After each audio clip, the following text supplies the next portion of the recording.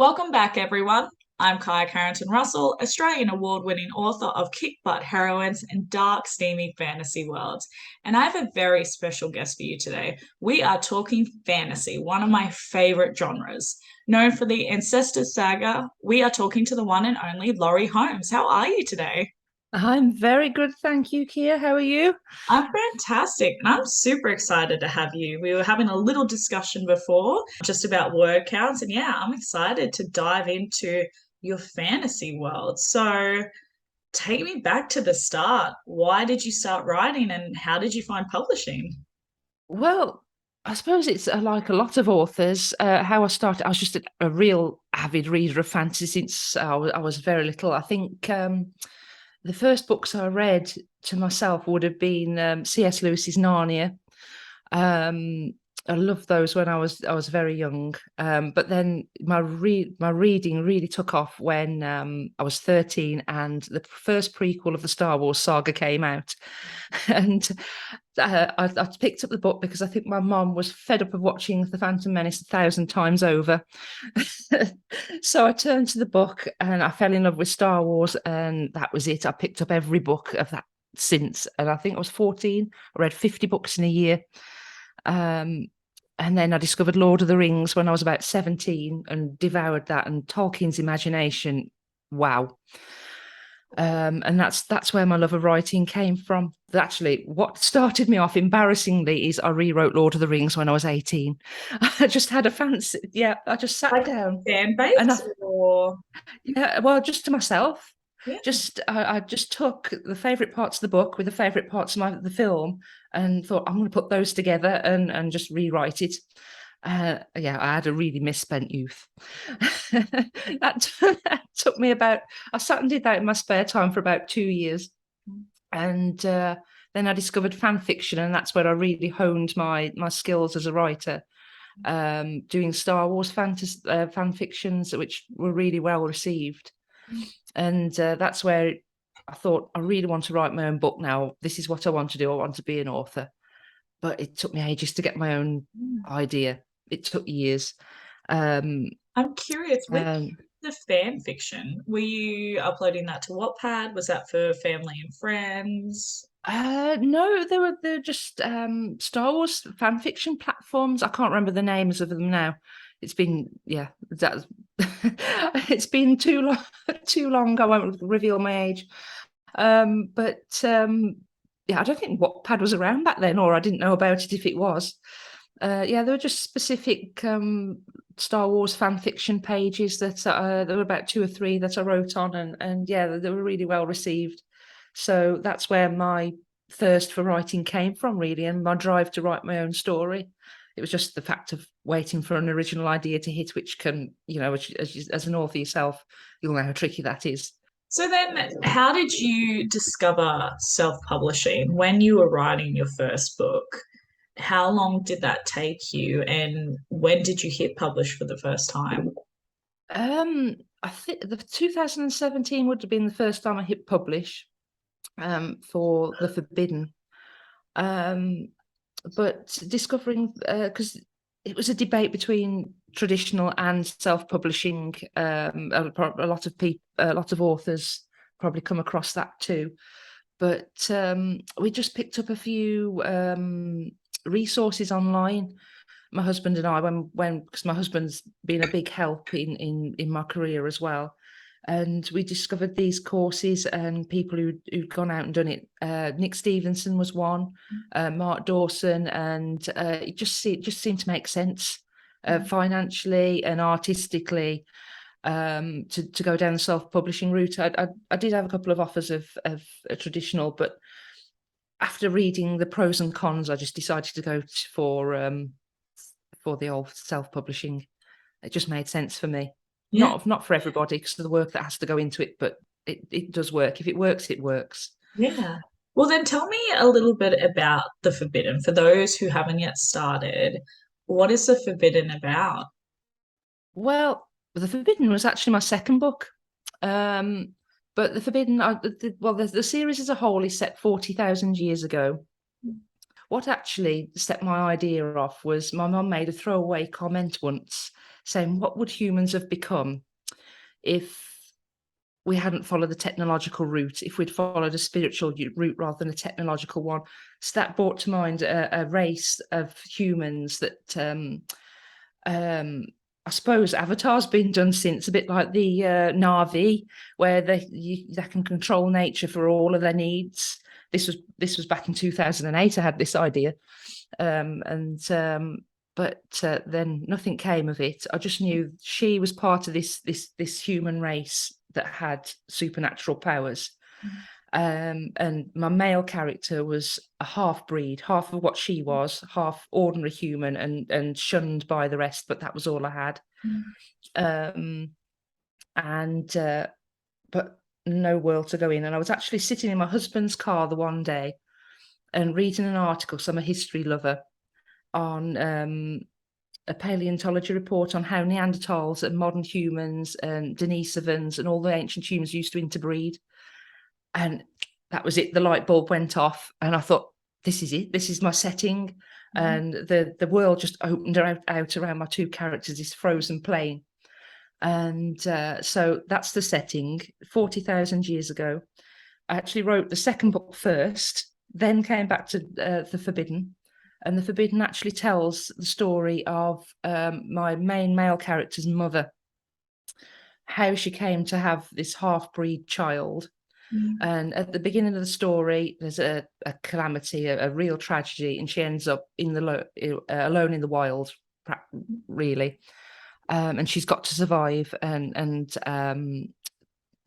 look after her half-breed forbidden child. And just on the heels of that, she's got this chieftain after her who covets her powers, and that's the premise of the story. She's just got to stay alive and get to a safe haven, wherever that may be. What advice then would you offer fellow writers when it comes to fantasy? Because it is a bit of a tricky beast sometimes, especially when, as you were saying, when you're getting the inspiration from this, and I can definitely relate to this as well, you have your characters, and then it's like the world fills out around it. You start to see the color, you start to understand why they're having certain turmoils, and it builds from that. But fantasy also does have a couple of rules in it as well when it comes to world building, like sticking to the rules that you have in it in your setting originally. So what advice do you have for those who want to tackle the fantasy genre? Well, myself, I just read. I know it's probably cliche, but read, study your favorite books, see how your authors did it, how they stuck to the rules, read between the lines, how they got you to feel the way you did, how they got you to root for the characters, and just study that way and have patience, because ideas just do not come like that. And sometimes you can be chasing an idea and it won't come. It's like a butterfly. The more you chase it, the more it goes away. And if you're just still and not thinking about it, it'll land on your shoulder sometimes. And you've just got to have that patience, and it'll just, well, it's not so much a butterfly landing on your shoulders, it hits you like a ton of bricks. I remember when that idea of setting my story 40,000 years ago, when my husband came back to the car, I was just pretty much trembling, wanting to get to a keyboard, because I just suddenly, there it is, after years of just waiting. So it is a patience game. So just study and patience. I love your description of it being like chasing a butterfly and it landing on your shoulder and then rectifying and saying it hits you, because it really does. Inspiration is a fickle thing like that.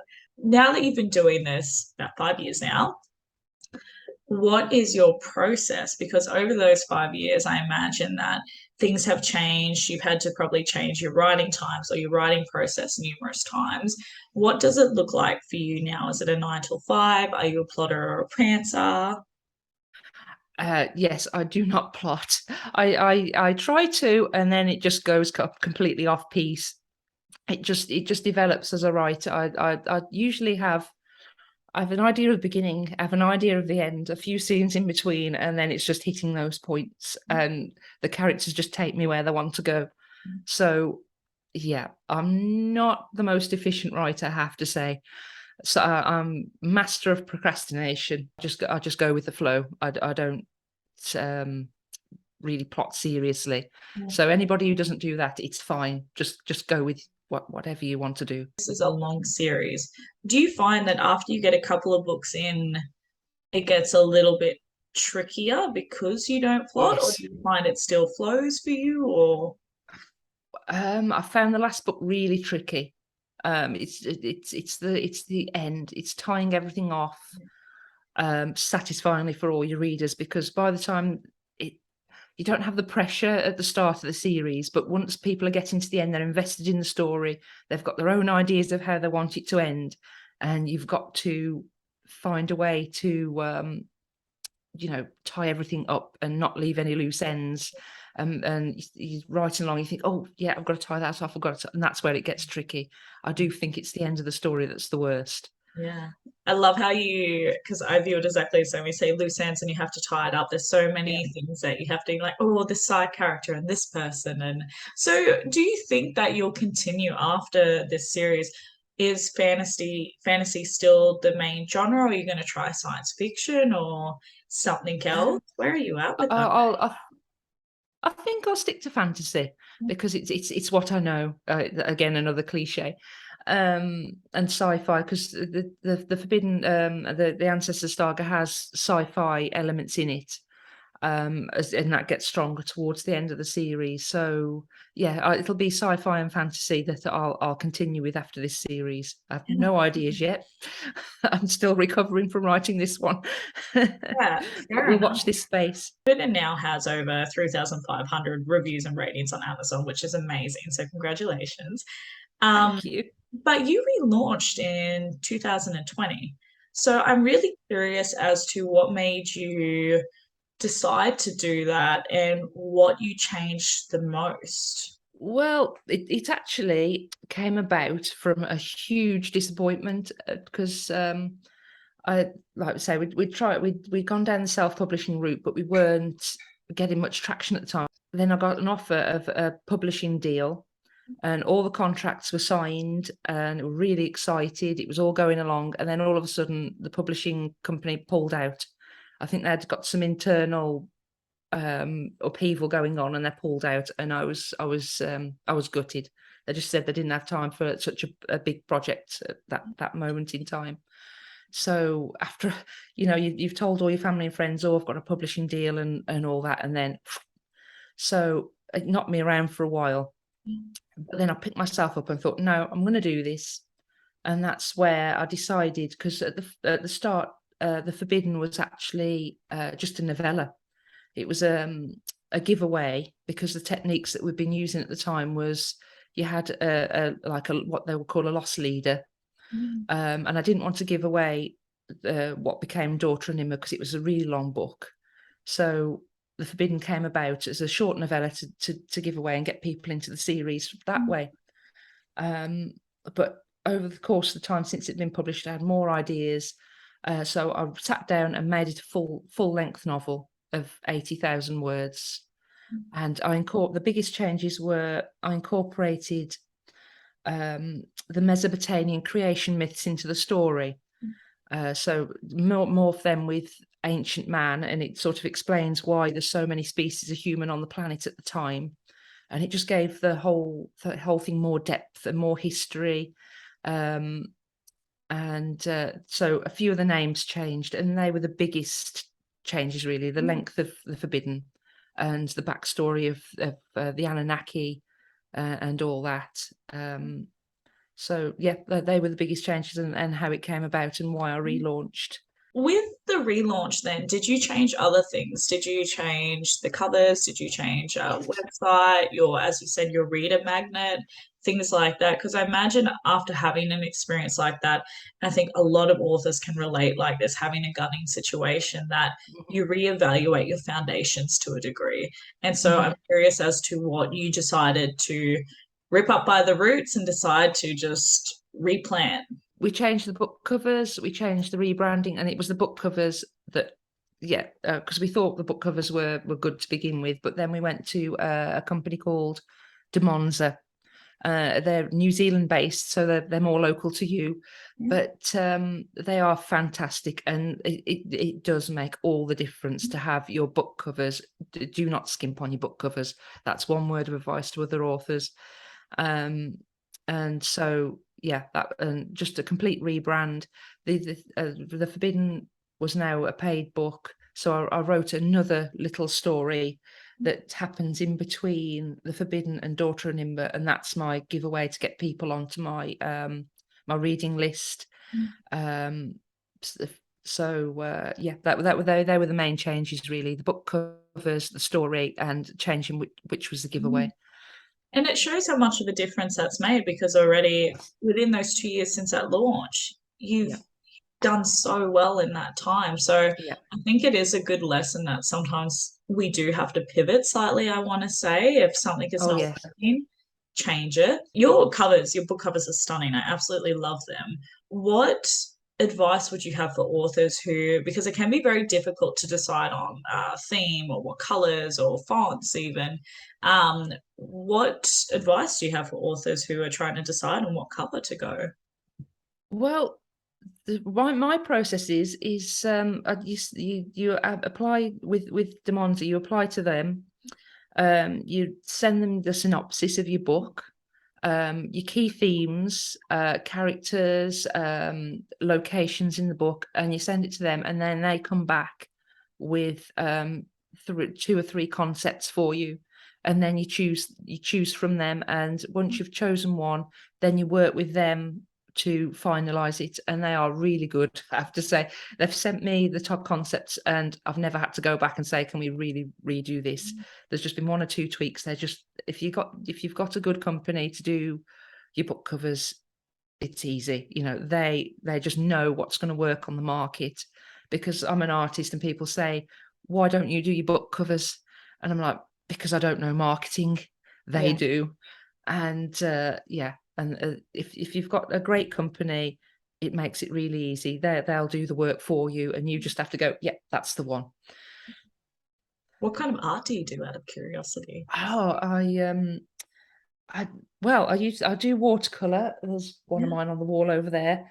I do rock art, and I do sculpture.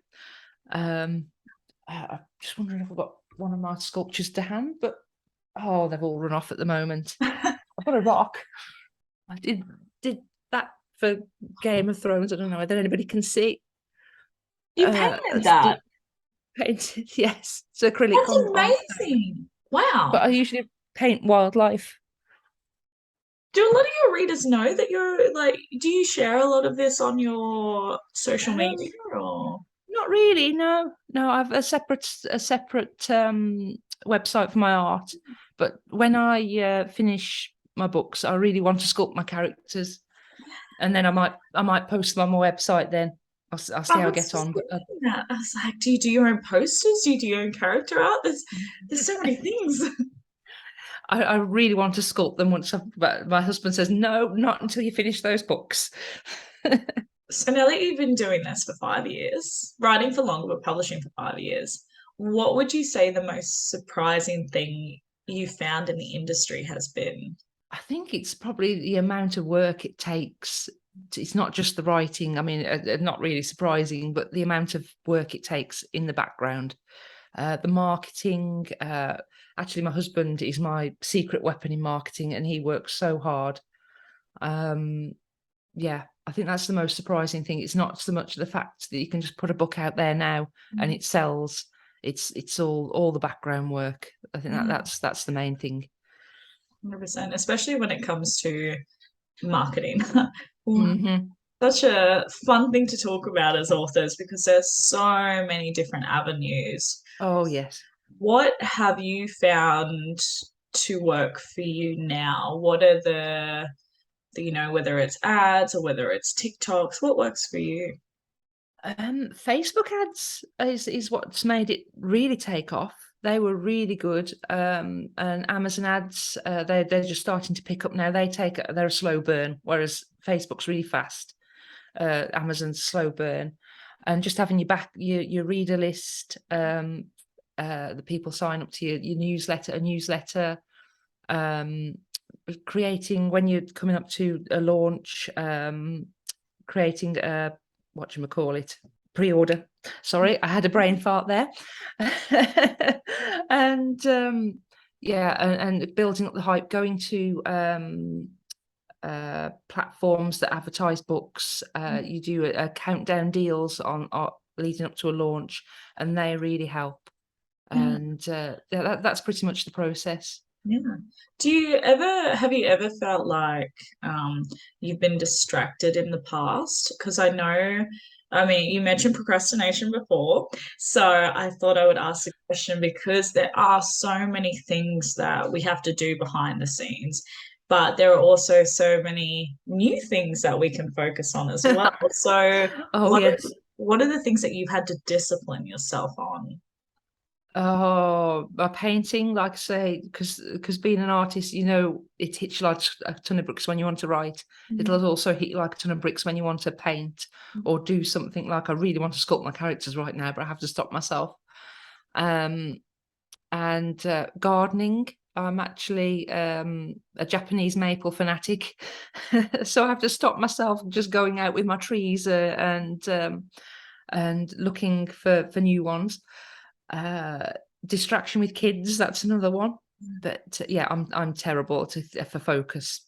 Yeah, I really have to sit down and discipline myself. If you don't mind me asking this question, you don't have to answer it, but you do have a reasonably young family as well. You have three children under the age of two, and you have a recently newborn as well. So, how did you find that period? And you moved as well during that, like you are superwoman, but how did you find that change and finding that discipline? It was hard. It was really hard. I've really struggled with getting the last book out. But having the twins, 2 years old and pregnant with my third, um, yeah, it's been really difficult. You just have to find the time. Me and my husband juggle because my husband markets books, um, and so we both luckily work from home. Yeah. So what we do is we share time. They're in nursery 2 days a week, so it's blasting everything out on those 2 days. But the other days we share. Like Matt might work one day, I work the other, and the other one takes the kids. So that's pretty much our process. What's worked for us. It is very hard to fit everything in, and you think, oh, could do with more time, but you have to work. I mean, after writing a book, I have to get used to the fact that I can sit down and watch TV again in the evenings, not put the boys to bed and start again. Yeah. So yeah, it is a lot of hard work at the moment. And I think one lesson as well for a lot of authors is one, having discipline, but two, also being kind to yourself because a lot of the time, like, we need this done, we're constantly under time, and it just feels like there's not enough time, but also remembering that we're only human.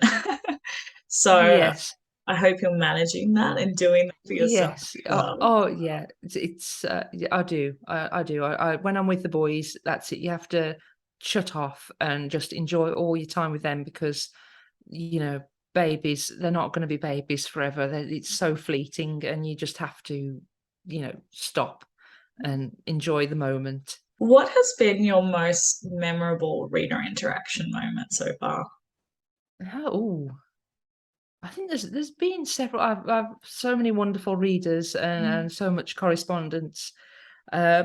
But I think there's been one lady, her daughter went through a rough time, and she wanted me to write to her to give her some, a pet, to give her a boost, sort of thing, just to hear from a favourite author. And I said I'd send her some signed books. I need to send those.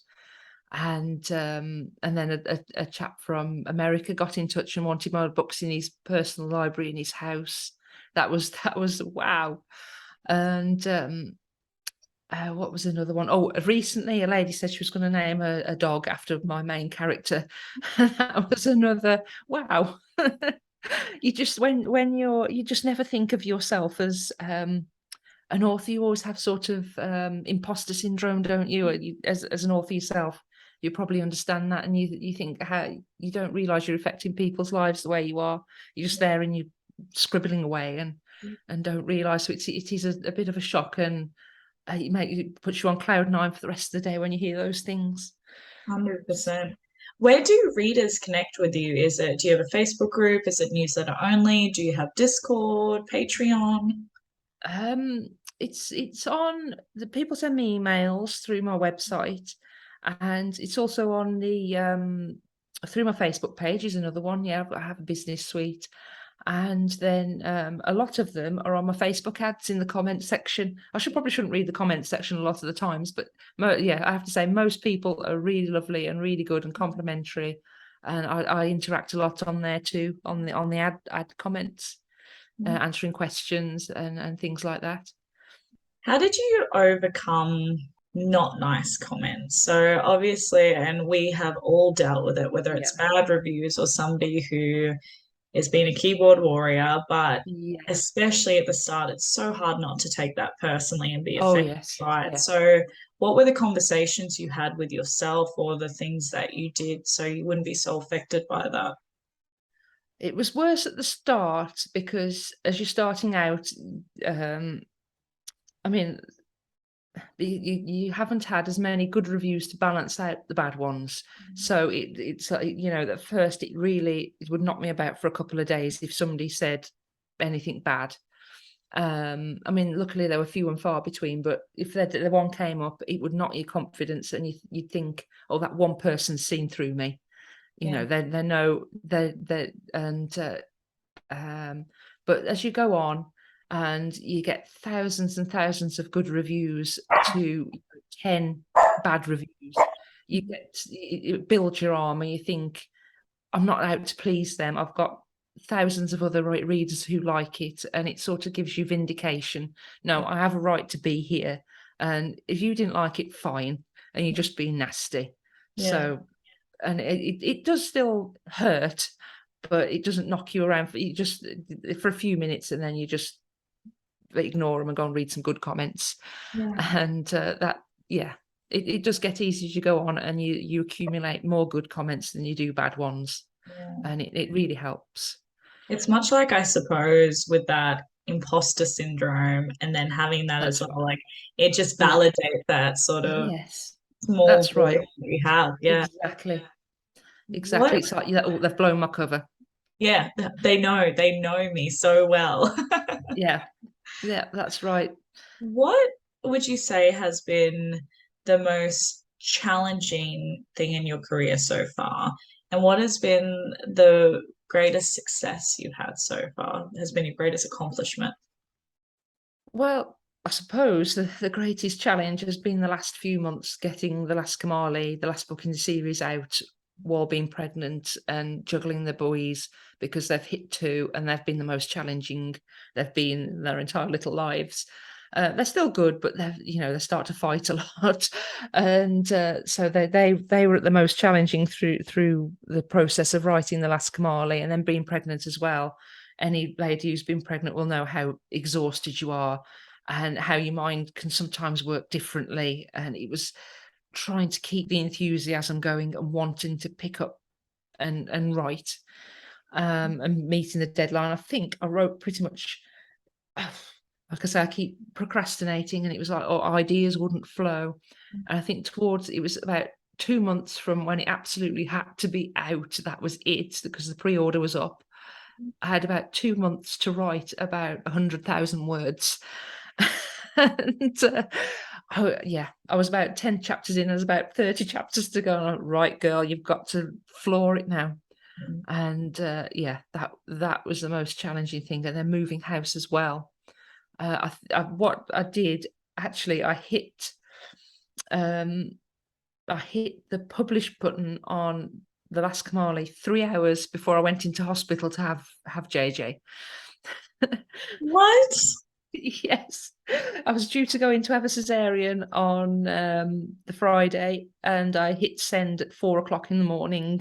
I was still working on it up until then, and it had to be out the day I was actually having JJ. That's crazy. I I don't know. know. I on credit to you. I have no idea how you were able to concentrate during that time. It's phenomenal, but mind blowing at the same time. Yeah. It's just like, oh yeah, and there's a baby here now. I was trying to concentrate. It was just all the book. It was like, oh, hi JJ. But Well, they have the same yeah, birth date now, the same release date, yeah, birth date. yeah. Yeah, well, it was a few days late, but because you have to get it up on well, you have to get the put the manuscript up on Amazon 3 days before if you've got a pre-order. So, well, yeah, it was down to the wire. It was really down to the wire. Do you find But you often have to hit the panic button on your deadlines? Are you an yes, author who you're like, oh, I have 6 months, and then it gets to the last 2 months, you're like, okay, oh, now panic, panic, exactly. panic. That's exactly me. We are the same person. No, I'm Yeah, kidding. yeah, yeah. I drive my husband nuts. He's like, "Come on," because poor chap, All because he's right. got to market it. Yeah, he's like, give me time, give me teasers. Yeah. What are some of the resources or groups or audiobooks or um, fellow authors that you feel like really helped build your momentum in your career that you thought were fantastic resources or people to follow and mentor you? Um, yeah, like I've said, as I said before, I think that we discovered Nick Stevenson first, and he set us off on. So his course was a great start at all. Then Mark Dawson was another big one to follow. We followed his Patreon for a while. Went to one of his seminars down in London just before relaunching The Forbidden Again. Um, and it went from there. Just trying to think of anything else. Just my favourite authors, uh, uh, which taught me how to write and studying them. Think of anything else off the top of my head. It was just following other Yeah. self-publishing authors who've really been successful and using their resources and springboarding from there. What is the big goal? What is the dream that you're chasing for your career? Well, probably like every other author that's out there, if it ever got optioned for a film or a TV series, that would be the ultimate done right, as long as they didn't slaughter it, because you know how bad some adaptations can be. But done right, Peter Jackson style, and that would be the ultimate goal. Yeah. Do you have an agent at the moment? I have an agent for foreign rights, but Yeah. I'm about to apply, send some query letters off to people who do deal with film and media like that. So we'll watch this space. Oh, exciting. I can't wait to see what happens. Who knows? We might get you on again Who soon to knows? figure out. I have speed dating with an author. So I Oh, bought a candle, I've created ambience, but basically what it is five rapid questions. Are you ready? uh-oh, uh-oh. Oh. Hit me. I hope there's some whiskey in that tea of yours. No, no, I'm kidding. Might be. What, Might be. what is the clumsiest moment you've ever had? There's so many. Can I can I pick one out? I think it was when I drove my car into the front of my nan's house. There once I had an automatic car. It was my first car, and I was just getting out of it, and I realised I hadn't put the handbrake on. And being an automatic, it started to roll forward, and I was already half twisted out of the seat. And I slammed my foot down on what I thought was the brake, and it was the accelerator. And I went into the front of my nan's house. Oh, it's true. Nobody was hurt, and the car was pretty much fine. But I think that was one that springs to mind. Was it like a brick home? It's What was more brick, damage to yeah. the house or the car? No, no, I think it was just the drain pipe that bought it. Oh my gosh, that's brilliant. I like that one. What are the three words that would best describe you? Oh, a dreamer. I never have my mind on the present. If my husband didn't run the house, we probably wouldn't eat. um, yeah, that's one. Procrastinator. There's definitely another. Passionate, I would say. If I get an interest in anything, I don't do it by halves. Yeah. So passionate would be another one. What is your life motto? My husband said, I'll do it tomorrow. He's now currently locked in a cupboard. He's not getting out of there for a while. But yeah, I'd say it was something I was in one of the Deep Space Nine Star Trek episodes actually, and it's always stuck with me. It was Captain Sisko who said, "It's life, Jake, and you can miss it if you don't open your eyes." I like that. What is the song that best describes you? Oh dear. I have no idea, but just paperback writer from the Beatles, just Yeah, for being a writer. yeah, I love it. What is a unique talent or skill set that you have that not a lot of people know about? I love words. So yeah, sometimes I will just sit there and try. I love dinosaurs, and a lot of the time I will look at the dinosaur's name and just be able to translate it just by breaking the word down and know what the Greek means from the dinosaur name. There's quite a few things. That's one of my sad little hobbies. Yeah, But yeah, I'll just if I'm sleepless at night, that's what I'll do. Yeah, I just love words and the meanings behind them and things like that. So yeah, if you break it down and you can and derive the meaning, you go, that's it. And it's just like a little quiz I do for myself sometimes. Do you know any other languages? No, not really. I would love to speak another language, but yeah, I never. Language teachers are always really scary at school, so it sort of put me off. But I do love language, and I taught myself Tolkien's the Dwarf runes. I just sat down with the Hobbit, a passage of the Hobbit, and translated the runes, and then I stuck in my head, and I could read Dwarven in one night. And yeah, it was just things like that. I would love to learn another language, but it's learning it right. And when Yeah. you're scared of your teacher, you can't learn like that. So, Thank you so much for coming on today. Where do we find you and what do we need to be on the lookout for? well, there's my website, loriholmes.com.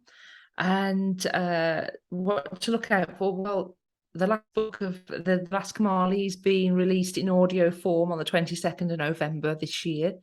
And then I'm writing another side novel that tells the backstory of one of the main characters, and that's going to be titled Ragnari, and that's due for release next year. And they're the two main things coming up. Other than that, watch this space. Yeah. And on, so mostly newsletter, so you don't do too much on social media or anything like that. Just find Mm, you on your website, newsletter's the best place. yes, and yeah, you can get in touch with me through Facebook. But actually, I'm really bad and don't do too much social media. I really need to start that. I think once my books are written, I'll have more time to concentrate on that side of things, which will really help as well. Yeah, But amazing. website, Facebook page, that's where I am. Perfect. Well, thank you so much for coming on today. And yeah, who knows, maybe next year we'll get you on and see what you've been up to. Yes, yeah, that would be lovely. Thank you so much, Kia. Yeah, It's been a absolutely. really good conversation. It has. It's been heaps of fun. Well, I'm going to love you and leave you. Have a good day. And yourself. Will Bye do. bye. Bye, guys.